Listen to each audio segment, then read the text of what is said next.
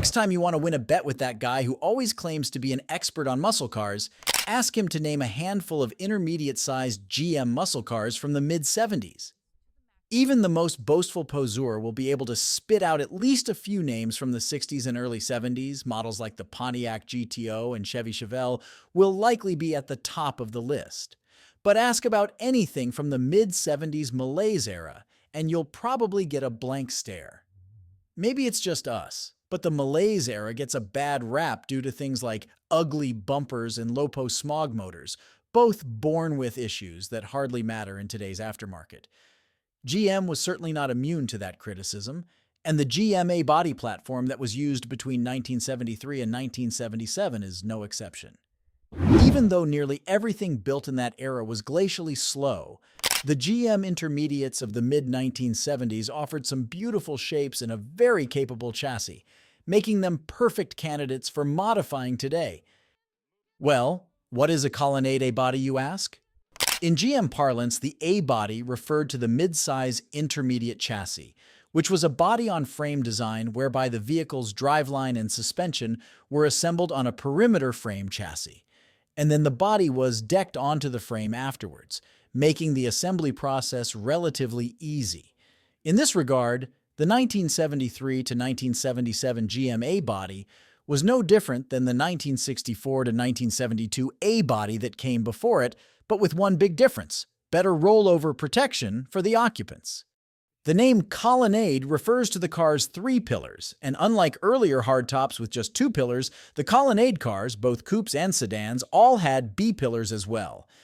This extra support gave them added protection against rollovers, which was a federal mandate just like the 5 miles per hour crash bumpers and smog equipment.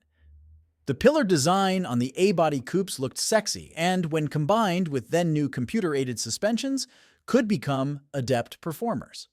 Despite their swoopy aerodynamic shapes and vast numbers, relatively few survive today, and even fewer get built as hot rods. With those numbers, it's not unusual to pick one up for a fraction of what a 1964 to 1972 A-body costs, and when they are turned into muscle machines, they stand out from the crowd. Here are 10 Colonnade A-bodies we've run across through the years. 1974 Oldsmobile 442 Cutlass.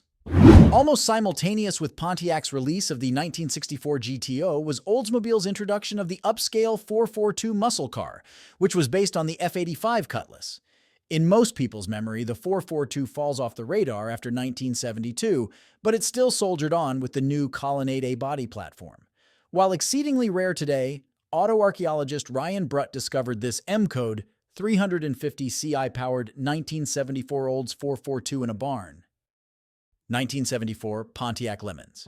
We discovered Tim Smith's 1974 Pontiac Lemons by accident while watching the Moonshiners reality show on the Discovery Channel in 2012. As anybody who's sampled Tim's moonshine knows, it's some powerful stuff. Back then, however, Tim's goods weren't legal like it is now, and he occasionally moved his stash in the trunk of his hot-rodded 1974 Pontiac Lemons. 1973 Pontiac Grand AM. If there's one Colonnade A-body that deserves muscle car status, it's the 1973 Pontiac Grand AM. Blessed with a wind-splitting arrow nose and boat-tail rear deck, the Grand AM was arguably the sexiest Colonnade ever penned, and when endowed with a 455 CI Super Duty power plant, was downright fast for its day. A decade ago, this reader submitted his Grand AM to High Performance Pontiac magazine and showed how graceful these cars were in stock trim.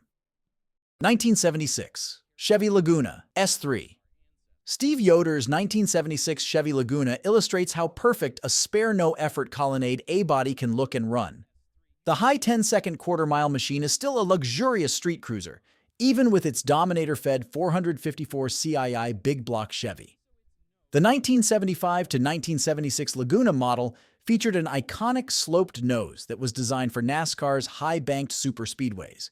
It was so successful that NASCAR essentially banned it from competition by instigating its first-ever restrictor plate rule.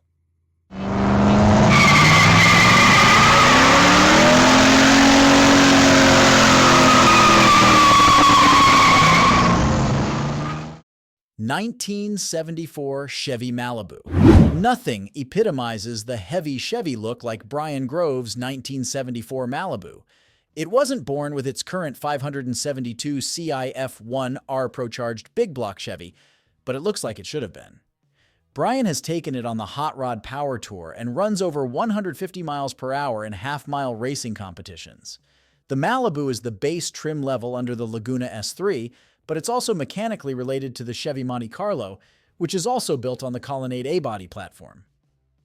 1973 Buick Century Stage 1 Sun Coupe. Like Chevy's Monte Carlo and Malibu, Buick also had multiple models that took advantage of the Colonnade A-body platform. The Century was Buick's initial Colonnade model, with the Regal coming later in the platform's evolution. From time to time, solid examples of the Buick Century come up for sale, but when the only known 4-speed 455 Ci Stage 1 Sun Coupe option car came up for sale for $8,000, Michael Williams had to buy it. 1977 Pontiac Can-Am. The 1977 Pontiac Can-Am wasn't supposed to be a rare vehicle, but because the only mold that made the car's unique rear spoiler broke early in the production run, it ceased production literally overnight with just 1,130 units built in the Can-Am's only year of production.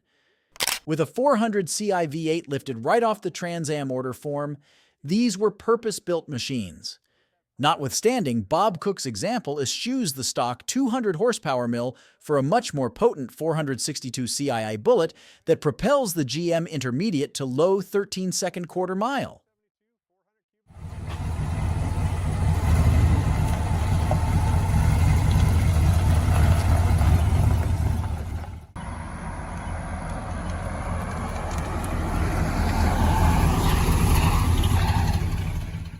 (1973) Pontiac Grand Am Pace Car.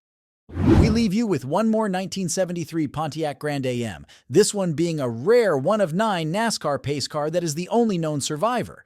According to a Hot Rod story from 2013, these 9 units were made by Pontiac for NASCAR's 25th anniversary and taken from track to track to be used as pace cars. They featured a 400-cube V8, silver paint, and a red interior. Once again, we point out the Grand AM's gorgeous beak-like grille, an excellent example, along with the Chevy Laguna's slant nose, of how GM designers were able to make the 5 miles per hour bumper work stylistically. Well, there you have it. 10 Colonnade A bodies that have run across through the years. Which of these cars did you find interesting? Comment down below and let's discuss. Also, don't forget to hit that subscribe and like button to keep you updated on our future uploads.